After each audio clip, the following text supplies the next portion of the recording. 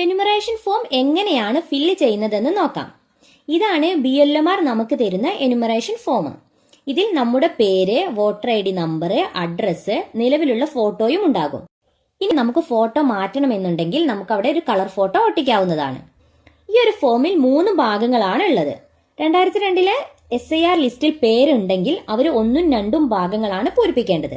ഇതിൽ 2002 SIR ലിസ്റ്റിൽ ഇല്ലാത്തവര് 1ഉം 3ഉം ഭാഗങ്ങളാണ് പൂരിപ്പിക്കേണ്ടത്. 2002 ശേഷം വോട്ടർ ID എടുത്തവരും സ്ഥലം മാറി വന്നവരും വിവാഹം കഴിച്ചു വന്നവരും 1ഉം 3ഉം ഭാഗങ്ങളാണ് പൂരിപ്പിക്കേണ്ടത്. ഇനി ഭാഗം 1 പൂരിപ്പിക്കുന്നവര് ഇപ്പോഴുള്ള വോട്ടർ ലിസ്റ്റിലുള്ള വിവരങ്ങൾ ഉപയോഗിച്ച് വേണം പൂരിപ്പിക്കാൻ.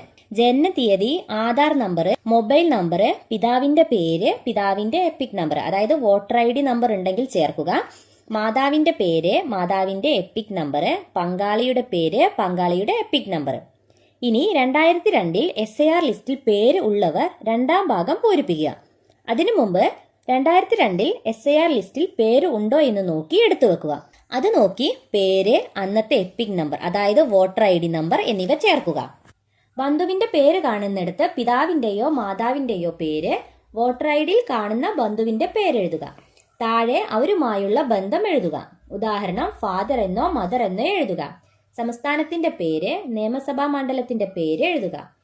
ഇപ്പോഴുള്ള മണ്ഡലമായിരിക്കില്ല അന്നത്തേത്, അപ്പോൾ ലിസ്റ്റിൽ കൊടുത്തിട്ടുള്ള അന്നത്തെ നിയമസഭാ മണ്ഡലത്തിന്റെ പേര് തന്നെ എഴുതുക. താഴെ നിയമസഭാ മണ്ഡലത്തിന്റെ നമ്പർ എഴുതുക. 2002 SIR ലിസ്റ്റിൽ നോക്കുമ്പോൾ നിയമസഭാ മണ്ഡലം സെലക്ട് ചെയ്യുമ്പോൾ അവിടെ അതിന്റെ നമ്പർ കാണാം, അത് ഇവിടെ എഴുതുക. വോട്ടർ ലിസ്റ്റിൽ കാണുന്ന പാർട്ട് നമ്പർ ഇവിടെ ഭാഗം നമ്പറിൽ എഴുതുക. പാർട്ട് സീരിയൽ നമ്പർ ഇവിടെ ക്രമ നമ്പറിൽ എഴുതുക.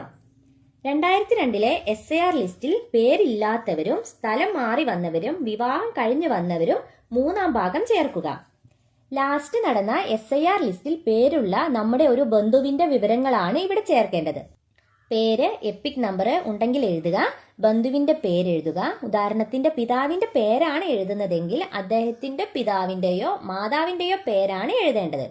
ബന്ധം എന്ന് കാണുന്നിടത്ത് ഫാദർ എന്നോ മദർ എന്നോ എഴുതുക. ഇനി 2ാം ഭാഗത്ത് പറഞ്ഞതുപോലെ സ്ഥാനത്തിന്റെ പേര്, നിയമസഭാ മണ്ഡലത്തിന്റെ പേര്, നിയമസഭാ മണ്ഡലത്തിന്റെ നമ്പർ, ഭാഗം നമ്പർ, ക്രമ നമ്പർ എന്നിവ എഴുതുക.